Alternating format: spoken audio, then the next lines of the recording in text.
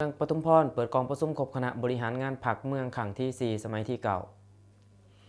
วันที่28ตุลาคมนี้เมืองปทุมพรได้เปิดกองประชุมครบคณะบริหารงานพรรคเมืองครั้งที่ 4 สมัยที่เก่าอยู่ที่ห้องประชุมของว่าการเมืองโดยการเป็นประธานของสหายประดิษฐ์วรรณรัศมีคณะประจำพรรคแขวง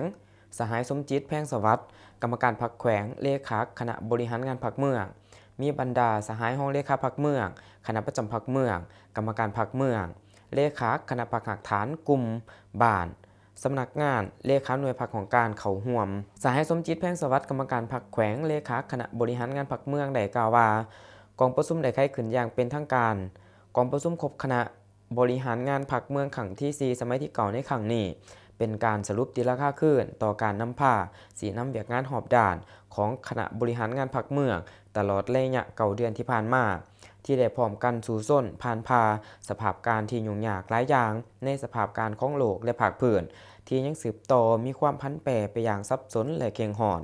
ซึ่งมีสาเหตุมาจากหลายปัจจัยพร้อมกันนั้นก็แม้นปัญหาสภาพความยุ่งยากทั้งด้านเศรษฐกิจและการเงินปัญหาราคาสินค้าตามท้องตลาดที่สูงผลกระทบจากปัญหาภัยพิบัติปัญหาอัคคีภัยและบรรดาปรากฏการณ์ย่อท้อต่างๆซึ่งปัญหาต่างๆเหล่านั้นมันได้ส่งผลกระทบต่อการนำพาสีนำของคณะบริหารงานพรรคเมืองทั้งทางกงและทางอ้อมในการจัดตั้งพันขยายบรรดามติคำสั่งของขันเทิงก็คือการปฏิบัติแผนพัฒนาเศรษฐกิจสังคมระยะ9 เดือนและการดำรงชีวิตของประชาชนมณเผ่าอยู่เมืองปทุมพรอย่างหลีกเลี่ยงบ่ได้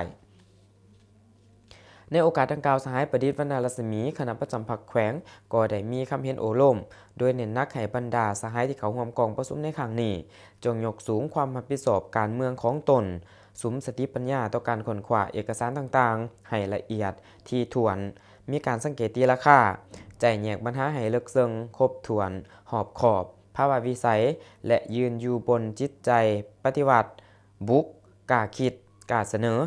ให้ทิศสีนำต่อปัญหาสำคัญต่างๆเพื่อให้กองประชุมในครั้งนี้บรรลุได้ตามขาดไม้ที่ว่างออกตอบสนองได้ตาม